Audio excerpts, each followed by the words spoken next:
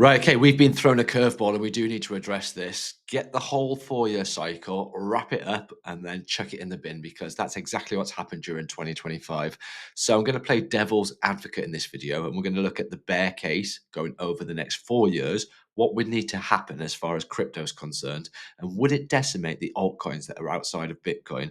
Because we've seen the market cycles play out before, they've played out the same time and time and time again. 2025, that should have been a year of risk on. We understand. We had tariffs, we had interest rates, we had all of these macro events that were happening all at once collectively that didn't allow stimulus to flow through the economy. We didn't have the low interest rates, we didn't have the refinancing, we didn't have the stimulus, we didn't have money flowing through the consumer to be able to go on risk.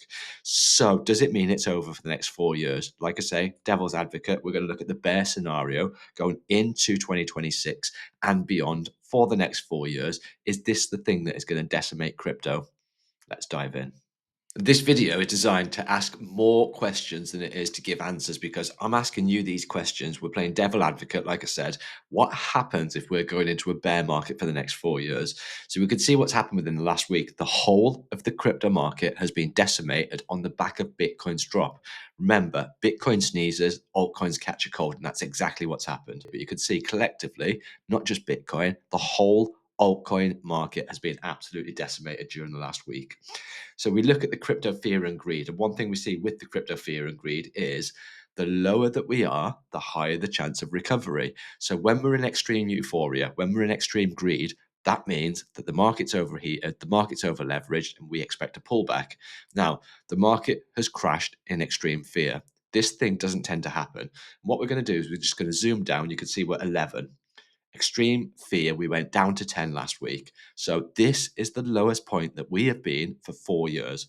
This is what happens. This is the chart. Stick that on max. This is the all-time history of the Bitcoin Fear and Greed Index. And what you'll see is each time that we hit an extreme fear, we get a pump to the upside, a pump to the upside, and then you end up in euphoria. Every time we come back to extreme fear, we get a pump to the upside. So we're in extreme fear now. What would the opposite be? Because we're playing devil's advocate. If we're in extreme fear, we need to keep going down further into fear, further down into fear, further down into fear. Have we got enough wiggle room to go further down into fear? That's the question I'm asking you.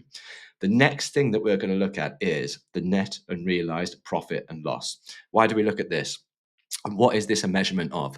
So, Bitcoin wallet addresses, they're either in unrealized profit or unrealized loss. When we go into euphoria on the net unrealized profit and loss, that means that most wallets, most people holding Bitcoin are actually in an unrealized profit. That's when you get a correction. So you can see here, this is where we are.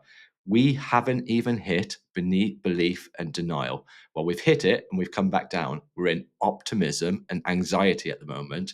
This is where you need to worry when you start hitting euphoria. And you can see it 2021, euphoria, bear market. 2017, euphoria, bear market. 2015, euphoria, bear market. And the opposite happens when you're in extreme fear. So we understand that the markets are driven by fear, they're driven by greed, and the markets are much more fearful than the last 4 years than they are now. So let's jump into the charts and have a look at Bitcoin. And this is the thing that's concerning us: is this higher low? Are we going to hold a base? Are we going to maintain a higher low? Or are we going to take out? Are we going to take out this previous higher low set at 74,000, which would confirm a bear market if we got a close below and expect a lower high and then a bear market. So we're not there yet. We could just test that on the Fibonacci because we know each time that we hit a fib number, the further down it goes, the weaker the trend's going to be. So we stick a fib retracement from this swing here. We understood that we lost the 61.8, we lost the 78.6, and there's one Fibonacci number left that I use, which is the 886. I don't use it very often, but this is your last ditch hope, the 886. So I've just popped that in there. And we'll see if we got any kind of reaction from the 886 because, yeah, exactly, to the T. So we got a reaction at the 886. 886 is sat exactly at $80,000. $80,000 on the 886 psychological round number. That is our last hope for Bitcoin. So we do need to understand Bitcoin needs to hold this level. We can see we are oversold. Stochastic RSI oversold. RSI oversold.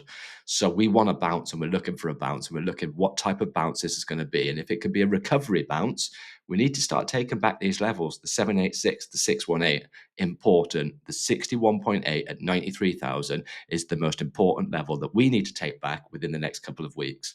So we look at Ethereum. You can see one thing, you zoom out, Ethereum against the dollar is getting weak. We've got support here, 2,400. You've got top end of the support there, 2,700.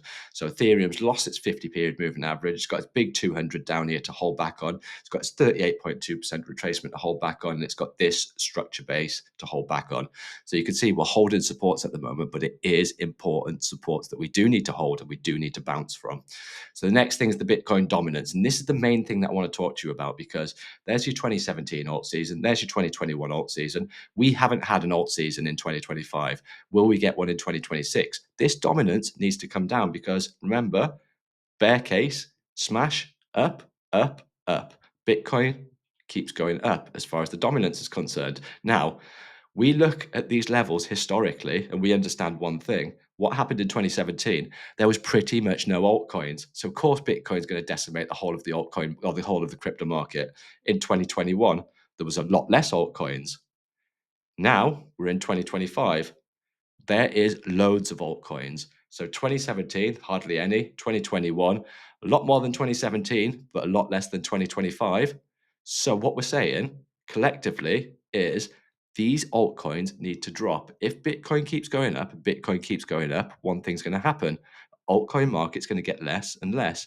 If there's more altcoins, more liquidity, you would expect one thing, that drop in dominance. And that's the thing that we haven't had yet. I do not think that Bitcoin can break up here to the upside, hold that as support for the first time in 8 years, and then keep pushing it during a bear market. This is the bear market. This is the bear market. Can we have another bear market up here? I don't think so personally. So the S&P 500, we're on the weekly time frame at the moment, guys. This is the higher time frame. Each one of these candles represents a week. So we're on the weekly time frame. S&P is dropping. That is something we expected to happen.